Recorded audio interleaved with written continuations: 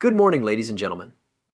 Welcome back to the channel. As always, it is Nick here, back to your daily crypto news and analysis, and today we are going to be talking about Ripple and XRP, as well as the vast majority of crypto and finance. And with that being said, I hope that you are all having a beautiful day, or a beautiful day, or a beautiful night, where you guys are out there in the world.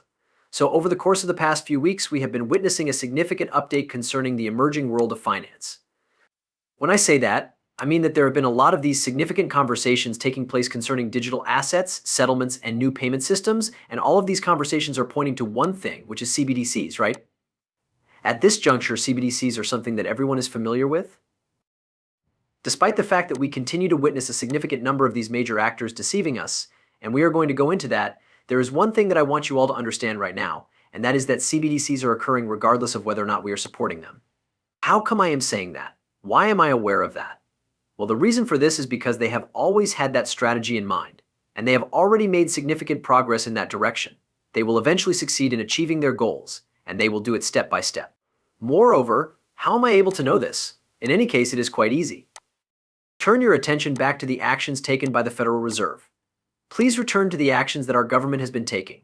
They are attempting to eradicate the fiat system, and they are doing so in a manner that could not be more successful. As a result, it is only a matter of time before those flaws get so large that they cannot be repaired, and then the entire system will collapse, which is precisely what they want to happen. Now we are going to talk a little bit more about that, but anyway, I want to begin with this piece here from Gold Telegraph that was published on the 20th. It stated that Russia has incorporated digital assets into its legislation as a means of payment for international settlements. Anyway, so let's get started. Observe the real facts. In a gradual manner, points are beginning to connect. In addition, the reason I bring this up again is because we carried out a comprehensive breakdown on Russia, complete with bricks and everything else. To put it simply, Russia is currently being portrayed as an adversary. However, regardless of the circumstances, they are being portrayed as an adversary, and the reason why they are being portrayed as an adversary is because there is a significant conflict taking place in the vicinity of BRICS with the United States. And we are beginning to observe that a significant number of those nations are entirely avoiding the United States dollar. And the thing that we certainly require is conflict, don't you think? This is a conflict that has to be created. Due to the fact that we have imposed sanctions on Russia, the level of friction has increased over the past couple of years, specifically over the past 2 years, and we need to make sure that everyone is reacting to the difficulties that we have created. There have been nothing but issues, and everyone is looking at Russia because Russia is the enemy.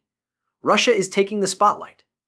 What everyone is failing to recognize, however, is that all of this has been executed according to a predetermined plan, even in the United States. Due to the fact that this is effectively legislation behind a CBDC, we cannot simply sit back and let Russia to declare this legislation behind digital assets and CBDCs. I'm aware that this pertains to digital assets and that it only involves payment settlements, but what do you think? There is still a focus on CBDCs in this situation. BRICS have also been engaged in extensive discussion regarding CBDCs. It is not possible for the United States to simply stand by and say, hey, let's let Russia launch their CBDC. No, we likewise require one. On the other hand, I have already mentioned this regarding BRICS back in the summer, and I am therefore putting this post back up again. It was the month of August in the year 2023. I published a post on BRICS, and more precisely, it was about what the leader of South Africa was saying. In this particular instance, it was discussing how BRICS have come to an agreement over the expansion process.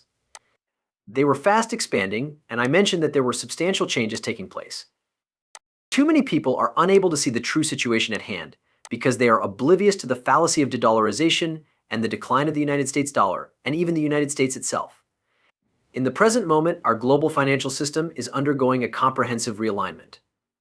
It is important to keep in mind what the United Nations stated in 2019, when they stated that they are advocating for a new global reserve regime that would be based on a supranational currency that would be composed of a basket of currencies from industrialized nations. An entirely new system and digital assets are also responsible for all of this.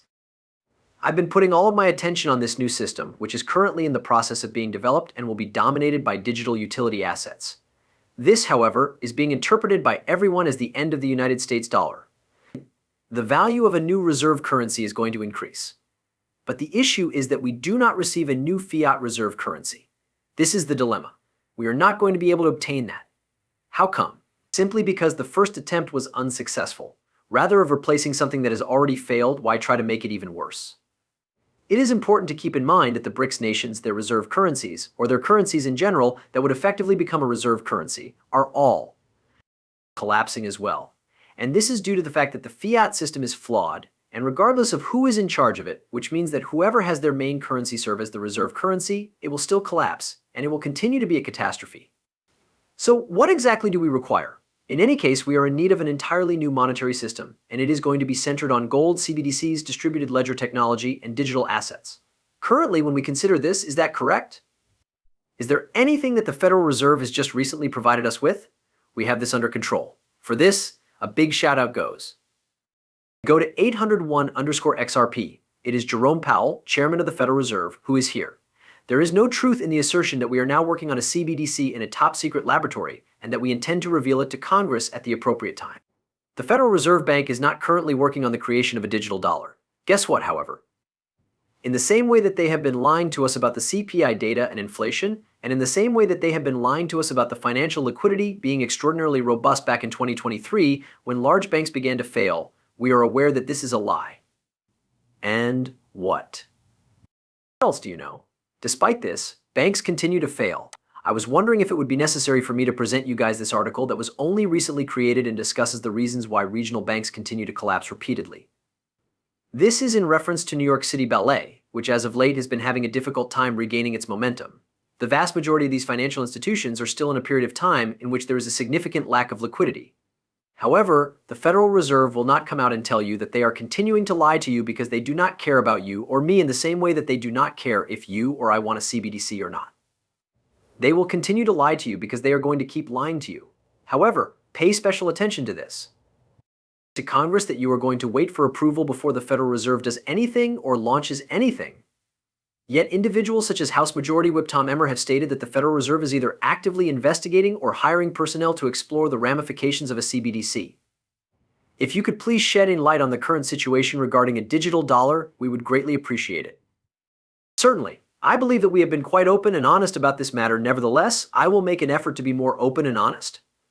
Therefore, we are not getting ready to, we have not proposed, we have not arrived at a decision that we should propose, or anything else along those lines, that Congress contemplate legislation to create a digital currency. In addition, in order for us to get the ability to engage in what we consider to be a CBDC, which is actually a retail CBDC with the general public, we would need to have legislation passed by Congress and signed by the President. Consequently, we are a very long way away from it. I believe that every major central bank is doing the same thing that we are doing, which is that we are attempting to be at the forefront of what is happening in the realm of digital finance.